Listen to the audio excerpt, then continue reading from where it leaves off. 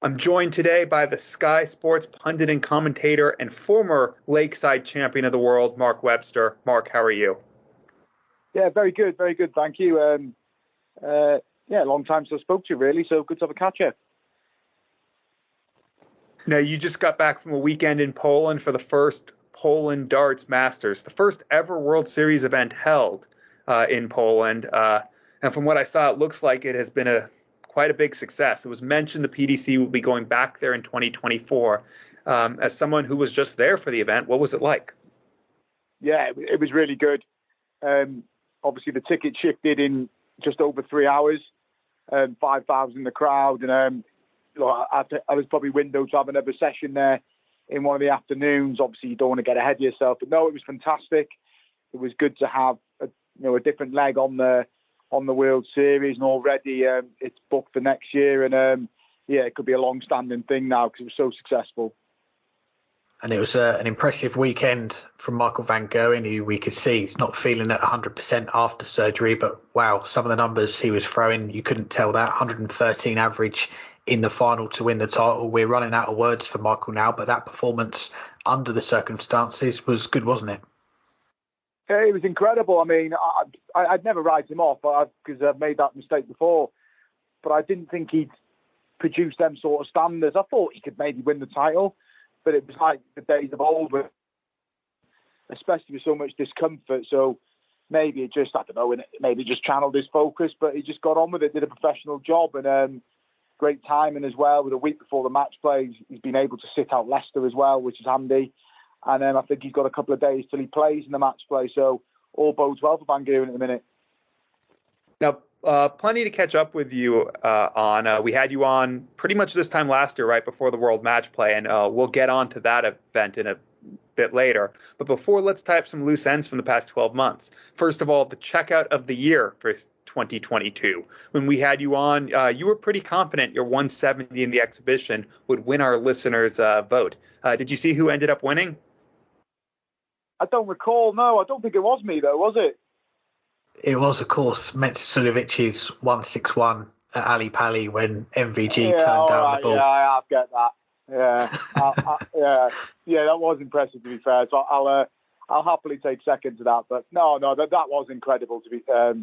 Just the commentary and obviously for Mensur as well. It was obviously going through some turbulent, inconsistent times to pluck something like that. I was pleased for him. So yeah, I'll happily concede defeat to that one.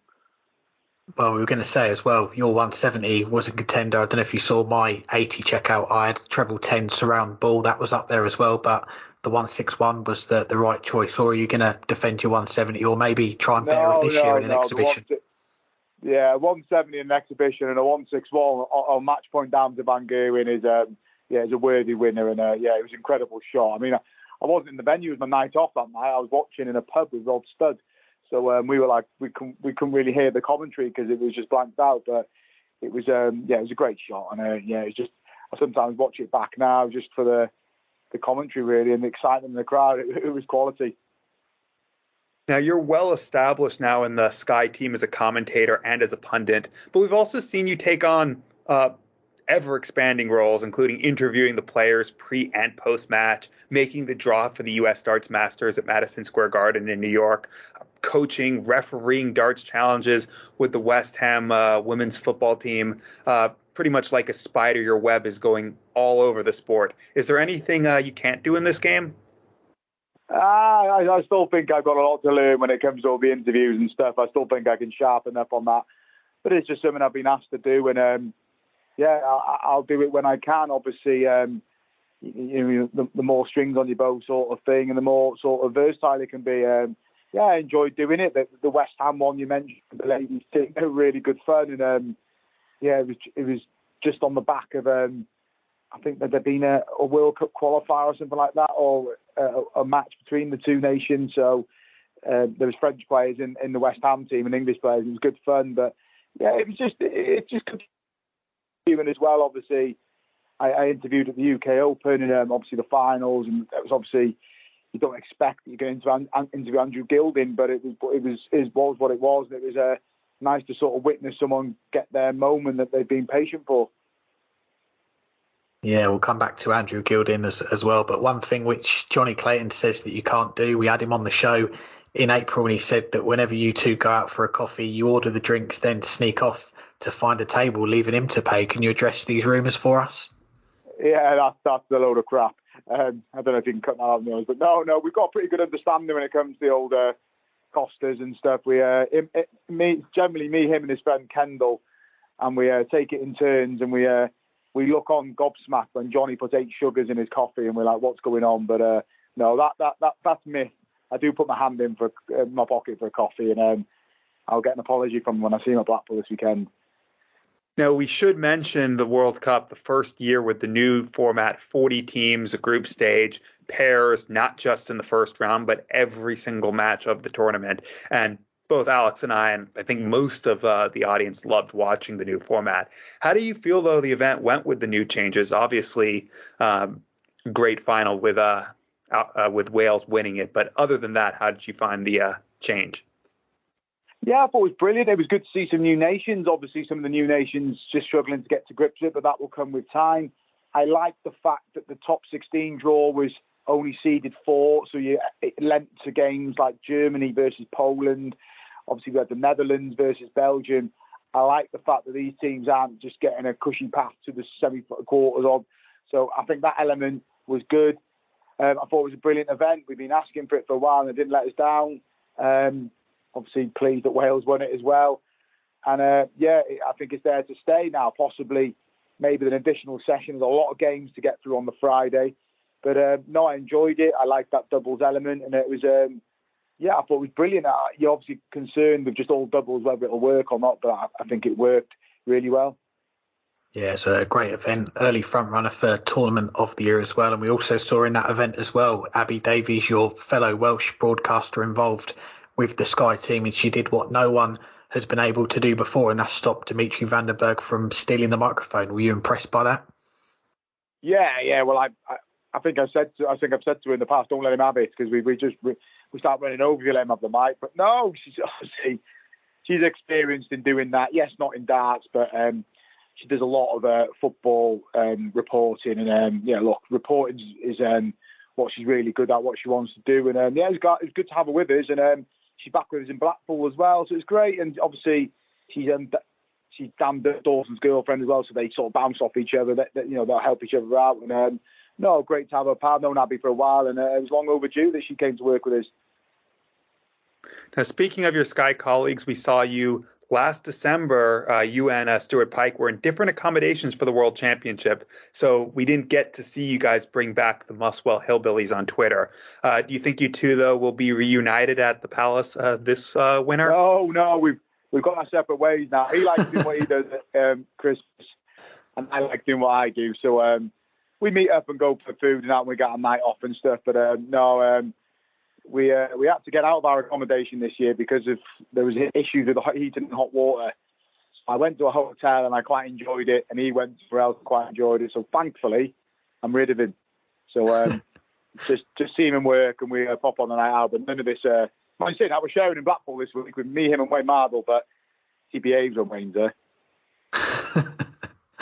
Well, we look forward to seeing how that goes, and looking at how this year has gone so far. You mentioned it as well, Andrew Gilding, one of the biggest stories, winning the UK Open. You interviewed him on stage after. We could see he was in disbelief after beating MVG in the final. What did you make of his win, and how surprising it was? Obviously, it was a massive shock, wasn't it? But it happens at the UK Open. There's no sort of structure. There's no seeding path, so everybody can cluster together. I thought Michael Van Gerwen's very unlucky not to win the final. He had some tough draws going through. He played some good stuff, and obviously he would never take a positive in being runner-up, but I think there was a lot of positives for him. He played some exceptional stuff. But for Andrew Gilding, it was the perfect storm, and from the quarterfinals onwards, he was ruthless. In the final, he got his chance and took his chance, and these opportunities don't come along that often for players like Andrew Gilding. So when you get that chance, you've got to take it, and he did it, and it's had a big knock-on for him as well. He's obviously qualified for the match play. He'll be in the Grand Slam, being a major champion, and he can obviously aim towards the top 16 now. But I thought it was a brilliant story, and credit to Andrew. Well, at the other end, he, as you mentioned, beat Michael van Gerwen in that final. MVG's done absolutely nothing since the UK Open, just winning a Premier League title, 2 World Series, Euro Tour, nothing much since then. Going into Blackpool, the bookies therefore have him alongside the world number 1, Michael Smith, and the world number 4, Gerwyn Price, as a 3-way joint favorites. The bookies can't split them, but can you? Is there a clear favorite in your mind?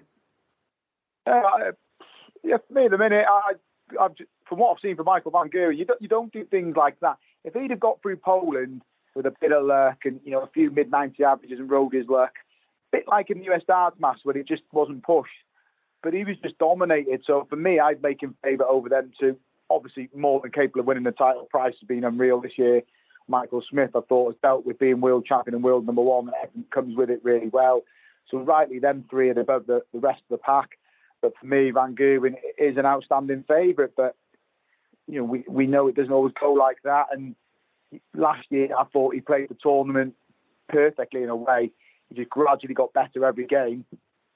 And then once he got to the final, he was just dug in deep and had too much for Gerwyn Price. And Gerwyn Price actually admits that Van Gerwen just knows how to play those big games. But it's up to Price to up it. He'll want to go one better.